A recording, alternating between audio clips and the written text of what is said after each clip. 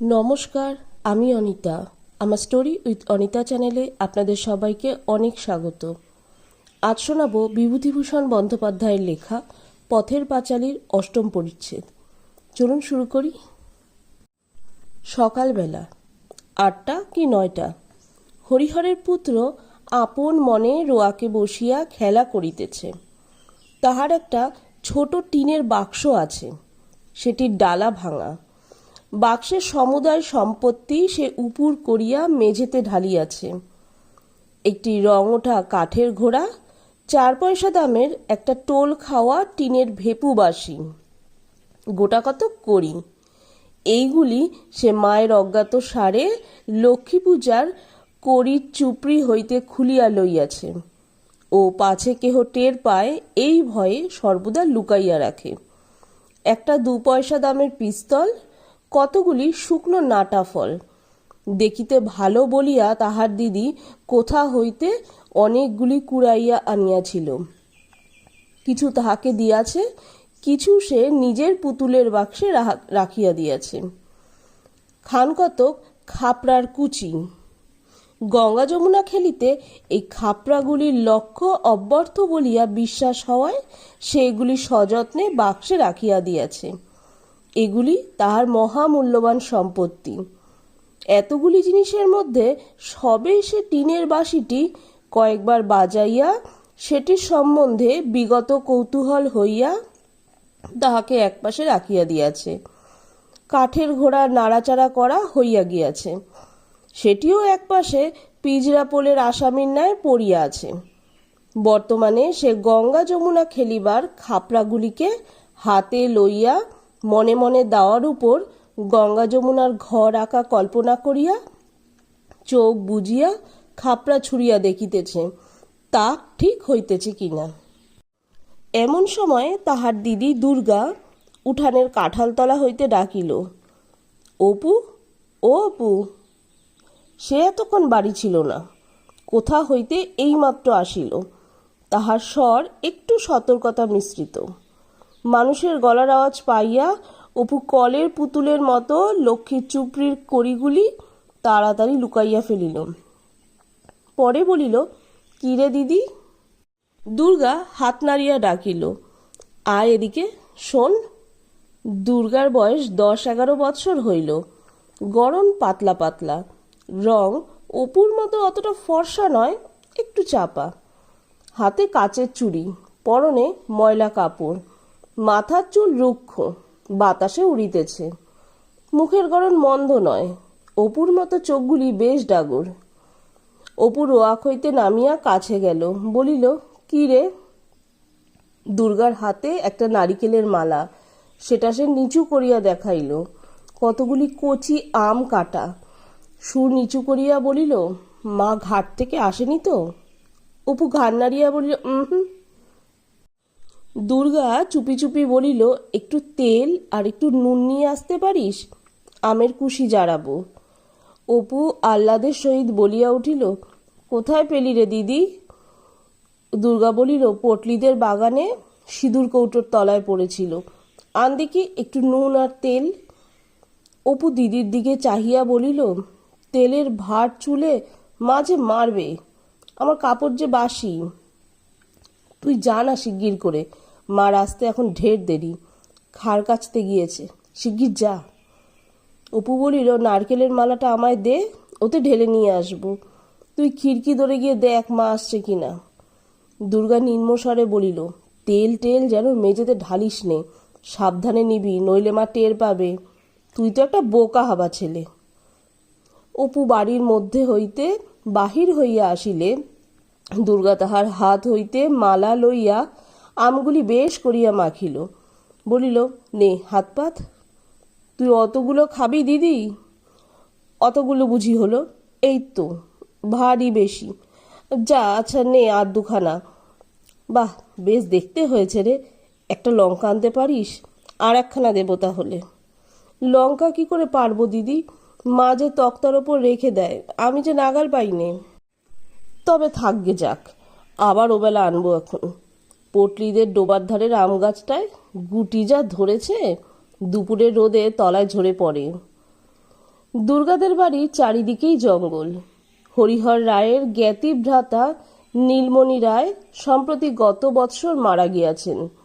তাহার স্ত্রী পুত্র কন্যা লইয়া নিজ পিত্রালয়ে বাস করিতেছেন। কাজেই পাশের এভিটাও জঙ্গলাবৃত হইয়া পড়িয়া আছে। নিকটে আর কোনো লোকের বাড়ি নাই। 5 মিনিটের পথ গেলে তবে ভুবন মুখুজ্জের বাড়ি। হরিহরের বাড়িটাও অনেক দিন হইয়া গেল মেরামত হয় নাই। সামনের দিকে রোয়াক ভাঙা, ফাটলে বনবিচুটি ও কালমেঘ গাছের বন গজাইছে। ঘরের দৌড় জালনার কপাট সব ভাঙা, নারিকেলের দড়ি দিয়া গড়াদের সঙ্গে বাঁধা আছে।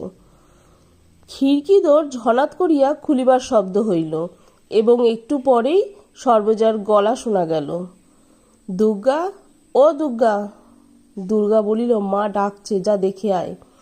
ওখানা খেয়ে যা, মুখে যে নুনের গুঁড়ো লেগে আছে, মুছে ফেল। মায়ের ডাক আর একবার কানে গেলেও দুর্গার এখন উত্তর দেওয়ার সুযোগ নাই, মুখ ভর্তি। সে তাড়াতাড়ি জারানো আমের চাকলাগুলি খাইতে লাগিল। পরে এখনো অনেক অবশিষ্ট আছে দেখিয়া কাঁঠাল গাছটার কাছে সরিয়া গিয়া গুড়ির আড়ালে দাঁড়াইয়া সেগুলি গোগ্রাসে গিলিতে লাগিল। অপু তাহার পাশে দাঁড়াইয়া নিজের অংশ প্রাণপণে গিলিতেছিল, কারণ চিবাইয়া খাওয়ার আর সময় নাই। খাইতে খাইতে দিদির দিকে চাহিয়া সে দোষ সম্বন্ধে সচেতনতা সূচক হাসি হাসিল। দুর্গা খালি মালাটা এক টান মারিয়া ভেরেন্ডা কচার বেড়া পার করিয়া নীলমণি রায়ের ভিটার দিকে জঙ্গলের মধ্যে ছুড়িয়া দিল। ভাইয়ের দিকে চাহিয়া বলিল, মুখটা মুছে ফেল না বাদর, নুন লেগে রয়েছে যে। পরে দুর্গা নিরীহ মুখে বাড়ির মধ্যে ঢুকিয়া বলিল, কি মা, কোথায় বেরোনো হয়েছিল শুনি? একলা নিজে কত দিকে যাব? সকাল থেকে খাড় কেচে গা গতর ব্যথা হয়ে গেল। একটুখানি যদি কোনো দিক থেকে আসান আছে তোমাদের দিয়ে। অত বড় মেয়ে, সংসারের কুটো গাছটা ভেঙে দুখানা করা নেই? কেবল পাড়ায় পাড়ায় টোটো টোকলা সেদে বেড়াচ্ছে। সে বাদর কোথায়? অপু আসিয়া বলিল, মা খিদে পেয়েছে। রোসো রোসো, একটুখানি দাঁড়াও বাবু, একটু হাফ জিরোতে দাও। তোমাদের রাত দিন খিদে আর রাত দিন ফাইফরমাজ। ও দুর্গা, দেখ তো বাছুরটা হাঁক পারছে কেন? খানিকটা পরে সর্বজয়া রান্নাঘরের দাওয়ায় বটি পাতিয়া শশা কাটিতে বসিল। অপু কাছে বসিয়া পড়িয়া বলিল, আর একটু আঠা বের করো না মা, মুখে বড্ড লাগে। দুর্গা নিজের ভাগ হাত পাতিয়া লইয়া সংকুচিত সুরে বলিল, চাল ভাজা আর নেই মা। অপু খাইতে খাইতে বলিল, উফ, চিবোনো যায় না, আম খেয়ে দাঁত যা টকে। দুর্গার ভ্রুকুটি মিশ্রিত চোখ টেপায় বাধা পাইয়া তাহার কথা অর্ধপথে বন্ধ হইয়া গেল। তাহার মা জিজ্ঞাসা করিল, আম কোথায় পেলি? সত্য কথা প্রকাশ করিতে সাহসী না হইয়া অপু দিদির দিকে জিজ্ঞাসাসূচক দৃষ্টিতে চাহিল। সর্বজয়া মেয়ের দিকে চাহিয়া বলিল, তুই ফের এখন বেরিয়েছিলি বুঝি? দুর্গা বিপন্ন মুখে বলিল, ওকে জিজ্ঞেস করো না, আমি এই তো এখন কাঁঠালতলায় দাঁড়িয়ে। তুমি যখন ডাকলে তখন তো স্বর্ণগোয়ালিনী গাই ধুইতে আসায় কথাটি চাপা পড়িয়া গেল। তাহার মা বলিল, যা বাছুরটা ধরগে যা। ডেকে ডেকে সারা হলো, কমলে বাছুর ও স্বর্ণ, এত বেলা করে এলে কি বাঁচে? একটু সকাল সকাল করে না এলে এই তেতপ্পর পর্যন্ত বাছুর বাঁধা। দিদির পিছনে পিছনে অপুও দুধ দোয়া দেখিতে গেল। সে বাহির উঠানে পা দিতেই দুর্গা তাহার পিঠে দুম করিয়া নির্ঘাত এক কিল বসাইয়া দিয়া কহিল, লক্ষ্মী ছাড়া বাদর। পরে মুখ ভ্যাংচাইয়া কহিল, আম খেয়ে দাঁত টকে গিয়েছে।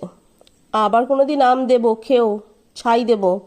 এই ওই বেলাই পটলিদের কাকুরতুলির আম কুড়িয়ে এনে জারাবো। এই এত বড় বড় গুটি হয়েছে, মিষ্টি যেন গুড়। দেব তোমায়, খেও এখন। হাওয়া একটা কোথাকার, যদি এতটুকু বুদ্ধি থাকে। দুপুরের কিছু পরে হরিহর কাজ সারিয়া বাড়ি ফিরিল। সে আজকাল গ্রামের অন্নদা রায়ের বাড়িতে গোমস্তার কাজ করে। জিজ্ঞাসা করিল, অপুকে দেখছি নে? সর্বজয়া বলিল, অপু তো ঘুমুচ্ছে। দুর্গা বুঝি সে সেই খেয়ে বেরিয়েছে। সে বাড়ি থাকে কখন? দুটো খাওয়ার সঙ্গে যা সম্পর্ক। আবার সেই খিদে পেলে তবে আসবে। কোথায় কার বাগানে, কার আমতলায় জামতলায় ঘুরছে। এই 34 মাসের রোদ্দুর ফের দেখো না এই জ্বরে পড়ল বলে। অত বড় মেয়ে, বলে বোঝাবো কত? কথা শোনে না কানে নেয়। একটু পরে হরিহর খাইতে বসিয়া বলিল, আজ 10 ঘরায় তাগাদার জন্য গেছিলাম বুঝলে। একজন লোক, বেশ মাতব্বর, 5-6টা গোলা বাড়িতে, বেশ পয়সাওয়ালা লোক। আমায় দেখে দণ্ডবৎ করে বললে, দাদা ঠাকুর আমায় চিনতে পাচ্ছেন? আমি বললাম, না বাবু, আমি তো কই। বললে, আপনার কর্তা থাকতে তখন পুজো আচ্চায় সবসময় তিনি আসতেন, পায়ের ধুলো দিতেন। আপনারা আমাদের গুরুতুল্য লোক। এবার আমরা বাড়ি শুদ্ধ মন্তর নেব ভাবছি। তা আপনি যদি আজ্ঞে করেন তবে ভরসা করে বলি, আপনি কেন মন্তরটা দেন না? তা আমি তাদের বলেছি, আজ আর কোনো কথা বলবো না, ঘুরে এসে 2-1 দিনে, বুঝলে। সর্বজয়া ডালের বাটি হাতে দাঁড়াইয়াছিল। বাটি মেঝেতে নামাইয়া সামনে বসিয়া পড়িল। বলিল, হ্যাঁ গো, তা মন্দ কি? দাও না ওদের মন্তর। কি জাত? হরিহর সুর নামাইয়া বলিল, বলো না কাউকে। সদগোপ, তোমার তো আবার গল্প করে বেড়ানো স্বভাব। আমি আবার কাকে বলতে যাব? তা হোক গে সদগোপ, দাও গিয়ে দিয়ে। এই কষ্ট যাচ্ছে, ওই রাজবাড়ির 8টা টাকা ভরসা, তাও 2-3 মাস অন্তর তবে দেয়। আর এদিকে রাজ্যির দেনা। কাল ঘাটের পথে সেচ ঠাকুরন বললে, বৌমা আমি বন্ধক ছাড়া টাকার ধার দিই নে, তবে তুমি অনেক করে বললে বলে দিলাম, আজ 5-6 মাস হয়ে গেল, টাকা রাখতে পারবো না। এদিকে রাধাপষ্টমের বউ তো ছিঁড়ে খাচ্ছে, 6 বেলা তাগাদা আরম্ভ করেছে। ছেলেটার কাপড় নেই, 2-3 জায়গায় সেলাই, বাছা আমার তাই পরে হাসি মুখে নেচে নেচে বেড়ায়। আমার এমন হয়েছে যে ইচ্ছে করে একদিকে বেরিয়ে যাই। আর একটা কথা ওরা বলছিল বুঝলে, বলছিল গায়ে তো বামুন নেই, আপনি যদি এই গায়ে উঠে আসেন তবে জায়গা জমি দিয়ে বাস করাই। গায়ে একঘর বামুন বাস করানো আমাদের বড় ইচ্ছে। তা কিছু ধানের জমি টমিও দিতে রাজি, পয়সার অভাব নেই। আজকাল চাষাদের ঘরে লক্ষ্মী ভাদা, ভদ্রলোকেরই হয়ে পড়েছে হা ভাত জো ভাত। আগ্রহে সর্বজার কথা বন্ধ হইবার উপক্রম হইল। এক্ষুনি? তা তুমি রাজি হলে না কেন? বললেই হতো যে আচ্ছা আমরা আসবো। ওরকম একটা বড় মানুষের আশ্রয় এ গায়ে তোমার আছেটা কি? শুধু ভিটে কামড়ে পড়ে থাকা। হরিহর হাসিয়া বলিল, পাগল, তক্ষুনি কি রাজি হতে আছে? ছোট লোক ভাববে ঠাকুরের হাড়ি দেখছি শিখে উঠেছে। ওতে খেলো হয়ে যেতে হয়, তা নয়। দেখি একবার চুপি চুপি মজুমদার মহাশয়ের সঙ্গে পরামর্শ করে। আর এখন ওঠো বললেই কি ওঠা চলে? সব বেটা এসে বলবে টাকা দাও, নইলে যেতে দেব না। দেখি পরামর্শ করে কিরকম দাঁড়ায়। এই সময়ে মেয়ে দুর্গা কোথা হইতে পা টিপিয়া টিপিয়া আসিয়া বাহিরের দুয়ারের আড়াল হইতে সতর্কতার সহিত একবার উকি মারিল এবং অপরপক্ষ সম্পূর্ণ সজাগ দেখিয়া ও ধারে পাঁচিলের পাশ বাহিয়া বাহির বাটির রোয়াকে উঠিল। দালানের দুয়ার আস্তে আস্তে ঠেলিয়া দেখিল উহা বন্ধ আছে। এদিকে রোয়াকে দাঁড়ানো অসম্ভব, রৌদ্রের তাতে পা পুড়িয়া যায়। কাজেই সে স্থান হইতে নামিয়া গিয়া উঠানের কাঁঠাল তলায় দাঁড়াইল। রৌদ্রে বেড়াইয়া তাহার মুখ রাঙা হইয়া উঠিয়াছে। আঁচলের খুঁটে কি কতকগুলো যত্ন করিয়া বাঁধা। সে আসিয়াছিল এই জন্য যে যদি বাইরের দুয়ার খোলা পায় এবং মা ঘুমাইয়া থাকে তবে ঘরের মধ্যে চুপি চুপি ঢুকিয়া একটু শুইয়া লইবে। কিন্তু বাবার, বিশেষত মার সামনে দিয়া সম্মুখ দুয়ার দিয়া বাড়ি ঢুকিতে তাহার সাহস হইল না। উঠানে নামিয়া সে কাঁঠাল তলায় দাঁড়াইয়া কি করিবে ঠিক করিতে না পারিয়া নিরুৎসাহ ভাবে এদিকে ওদিকে চাহিতে লাগিল। পরে সেইখানেই বসিয়া পড়িয়া আঁচলের খুঁট খুলিয়া কতগুলি শুকনো রড়া ফলের বিচি বাহির করিল। খানিক্ষণ চাহিয়া থাকিয়া সে আপন মনে সেগুলি গুনিতে আরম্ভ করিল। 1, 2, 3, 4, 26টি হইল। পরে সে 2-3টা করিয়া বিচি হাতের উল্টো পিঠে বসাইয়া উঁচু করিয়া ছুড়িয়া দিয়া পরে হাতের সোজা পিঠ পাতিয়া ধরিতে লাগিল। মনে মনে বলিতে লাগিল, অপুকে এইগুলো দেব, আর এইগুলো পুতুলের বাক্সে রেখে দেব। কেমন বিচিগুলো তেল চুকচুক করছে। আজই গাছ থেকে পড়েছে, ভাগ্যিস আগে গেলাম, নইলে সব গরুতে খেয়ে ফেলে দিত। ওদের রাঙি গাড়িটা একেবারে রাক্ষস, সব জায়গায় যাবে। সেবার কতকগুলো এনেছিলাম, আর এইগুলো নিয়ে অনেকগুলো হলো। সে খেলা বন্ধ করিয়া সমস্ত বিচি আবার সযত্নে আঁচলে খুঁটে বাঁধিল। পরে হঠাৎ কি ভাবিয়া রুক্ষ চুলগুলি বাতাসে উড়াইতে উড়াইতে মহা খুশির সহিত পুনরায় সোজা বাটির বাহির হইয়া গেল।